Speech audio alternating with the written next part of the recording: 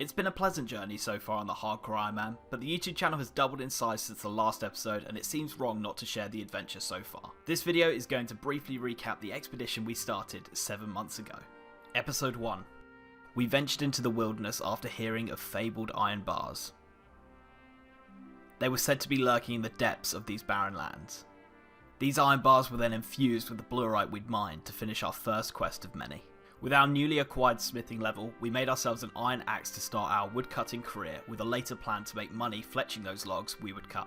With a total level of 178, the hardcore was born along with an adventure. Episode 2.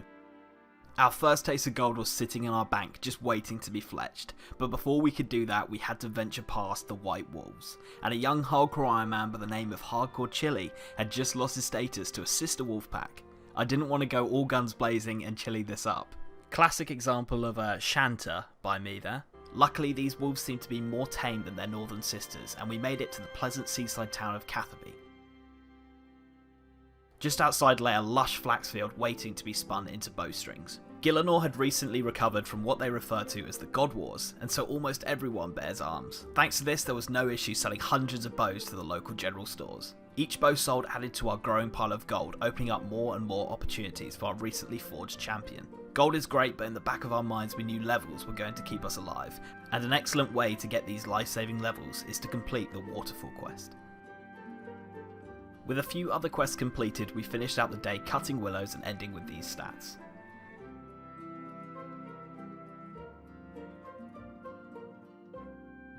Episode 3. We kicked this episode off with Priest in peril, and I decided to get the hardcore into some serious peril of its own, and luckily RNGesus was on our side and we finished the quest. This gave us access to the marshy swamplands of Canaphis. Our goal here was to gain agility levels so we could venture into the desert to hunt for some pyramid tops. We also collected over 100 marks of grace, which was going to help us on our graceful grind later on in the account. With 47 agility we took on the desert heat climbing for our treasure.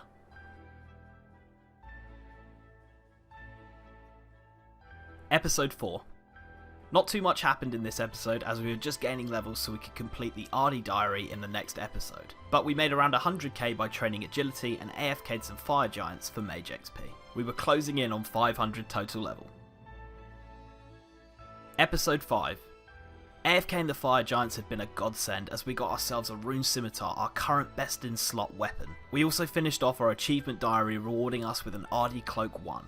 Along with the monastery teleport that comes with that. This gave us a quick, easy and free transportation to the other side of Gillinor. Then came 55 magic unlocking high alchemy, which would open a whole new revenue stream for the hardcore. We had money, armour and weapons, but we needed food to keep us alive. Lobsters were the route and the Hasidius range was the destination. Episode 6. This episode gave our hardcore its first real taste of adventure as we took on Dragon Slayer. This unlocked the rune plate body, adding to our arsenal of armour. Episode 7. We kicked off episode 7 with unlocking Full Graceful.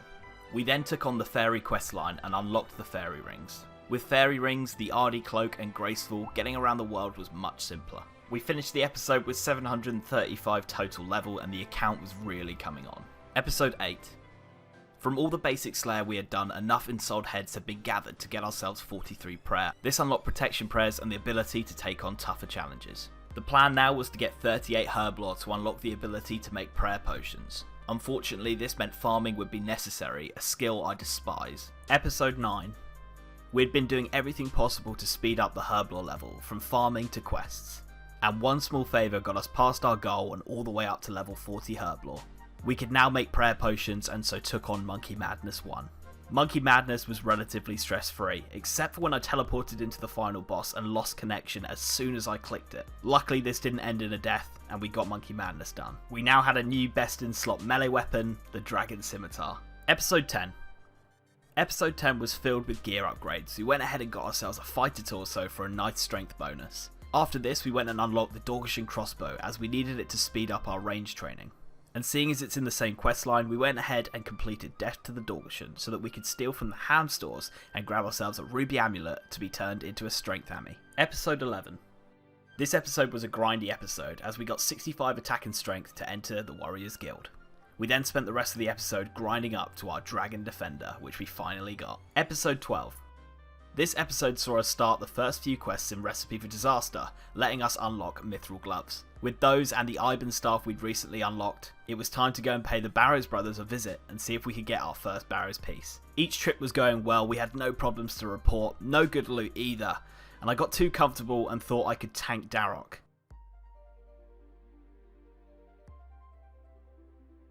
The Ring of Life came in clutch and stopped us dying. Episode 13. This episode was just a quick episode and we got the Fremy Isles done. This unlocked the Helm of Nature's Knot, which is a huge upgrade, and we'll be using it until raids. Episode 14. We were still hunting for our first Barrows piece 20 chests in, and boy did it provide. A triple chest of an Arim's robe top, a staff, along with a Guthan skirt. The luck was ridiculous. We then grinded 70 defense so we could wear the Guthan skirt we'd just got, and 66 magic to unlock the mystics that were in the Wizards Guild. Episode 15. The luck really turned in this episode. Our triple chest was about to become our nightmare. We hadn't had any Barrows unique since the triple chest, and our next drop was a duplicate Arim staff. Then our next drop after that was a duplicate Guthan skirt. And then the drop after that was a duplicate Arim's top. In the 6 pieces we'd got, they were all duplicates. The chances of getting the triple chest and then getting the exact same item straight after must have been seriously slim. Fortunately, our luck did change towards the end of the episode and we grabbed ourselves a Guthan's plate body. Episode 16. After finishing the Legends quest and a few achievement diaries, we'd achieved 52 Herblore, allowing me to make the lowest level brews in raids. We were going to send it on a proper raid, level 85 combat. We took tank gear and prepared for the worst. Amazingly, we got to Ulm only down to Shamans because I put my anti-poison in the shared chest, and once it's in there, an Iron Man can't get it back. We hadn't done much damage throughout the whole raid, but Ulm might be able to boost our points a little. As I was almost certain I would die at least once at Ulm, I left my range gear in the chest waiting for me to pick it up after I died first time, but the death just never came, so I got no extra points on the head phase and just stayed alive. I was happy with a no death Ulm. 1500 pure essence was the reward. Episode 17. Another episode filled with upgrades. We got ourselves tank legs in the form of Torag's legs and a tank helm with the Varric's helm. 70 magic was also achieved so that we could wear our Arim's robe top we'd got in the previous episodes. And we went on to get 55 crafting, which would allow us to make our Slayer helm. A big grind that hasn't been mentioned in the recap video is my Runite limb grind. It took me almost 300 dragons to kill, and the Runite limbs are an uncommon drop from dragons. Now we had to grind 69 fletching so that we could get our rune crossbow. Episode 18. Our first unlock of the video was 65 Slayer, unlocking Dust Devils, which are a great source of money and runes for the account. Speaking of money, we had quite a bit spare, so I made some upgrades to the player-owned house and got some portals for quick access across the map. I also went ahead and got a Barrows repair stand for cheap repairing. After this, I went and got 69 fletching, which was a serious grind, and we made our rune crossbow. It was time to take on Desert Treasure, and we completed that and unlocked the Ancient Spellbook. Thanks to finishing Desert Treasure, it meant we could finish Recipe for Disaster and get those Barrows gloves. Episodes 19 and 20. Episode 19 was just doing raids, and the only thing to report was we got a Torn Prayer Scroll unlocking Preserve, which is quite nice. Episode 20, the most recent episode that was out, was me going for the Fire Cape. Today we're going to be doing a Fire Cape attempt. Hopefully we can do it. This will be the first attempt on the hardcore. These are the stats here. On the right here, guys, we've got 79 HP, 71 defense, 72 range, 56 prayer, and 75 magic. And this is the setup we're going to go with. I'm going to take strawberry baskets in. They heal around 30, I believe, and then the rest we're going to take is some prayer pots. Also got some diamond bolts E as well for when we take on Jad, and this is going to be our setup. We've got a bit of a defensive setup, still rocking the green D-hide body, which really isn't great at all. Obviously we unlocked the broad bolts in the last episode, and we got that rune crossbow as well. Barrows gloves are going to help. Here we go. Please hit. Please start hitting hard. Hit hard! Let's go. Come on.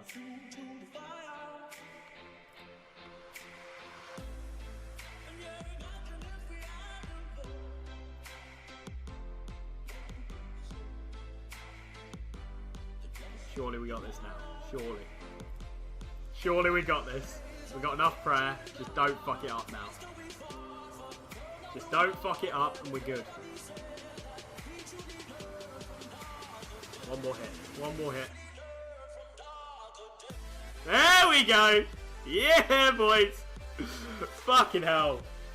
Okay, we fucking got it. We got it. Let's get the chat back up. We got it. So there you go, guys. Those of you who have never watched me do a hardcore episode before, you are now up to date. That was the most recent episode there. There'll be a playlist up in the top right corner, guys, if you do want to go ahead and watch all of them in their entirety. Obviously, a lot of information and stuff was missed in this quick recap.